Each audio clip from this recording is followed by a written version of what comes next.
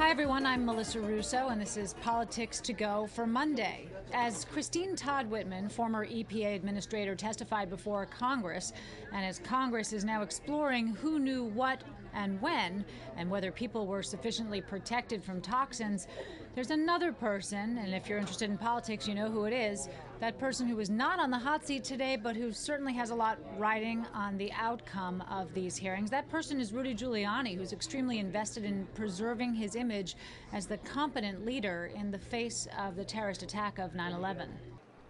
If recovery workers didn't wear proper protective gear and got sick as a result, whose fault is it? Christy Whitman was not pointing any fingers today at Rudy Giuliani for failing to force his police and firemen to put on their masks.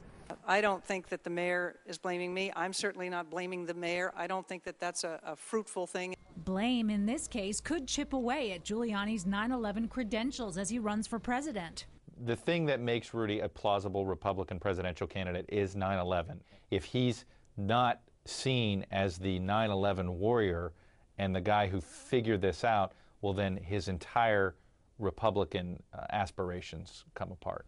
Just last week, Whitman said she was frustrated with the city's refusal to enforce the mask requirements. We had some disagreements with some of the things that were occurring on the Powell, like not having people wear respirators. We wanted more emphasis on that. But overall, it's hard. Those are emotional times. They're testy times. The Giuliani team was quick to fire back that Whitman was revising history, claiming she never said anything about these concerns at the time. These issues were not raised at the level that she's talking about. We knew what the rules were. We knew immediately from day one that respirators for the workers on the site, they needed to wear the respirators. We sent orders down through the fire department all the way down, and we enforce it whenever we can.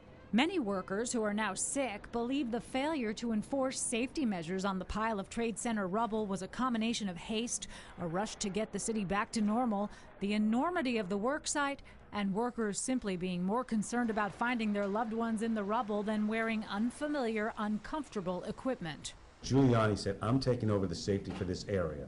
And he put his cops, his firemen, our construction workers, his emergency services workers, he put all of New York that was down there in jeopardy. And that was David Warby, who's now representing close to 10,000 plaintiffs, people who claim they got sick on or after September 11th and who are now suing the city for damages.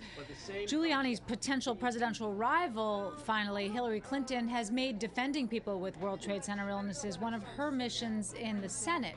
She said that she's not fully satisfied with the responses so far of people who worked in the Giuliani administration as to the warnings that they gave people with regard to wearing proper protective gear. However, though it was sort of threatened at one point, Hillary Clinton has not yet called Rudy Giuliani to testify before the Senate.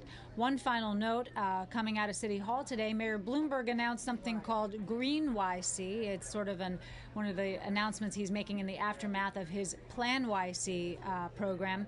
Today it was 10 steps that New Yorkers can take to help save energy and help the environment.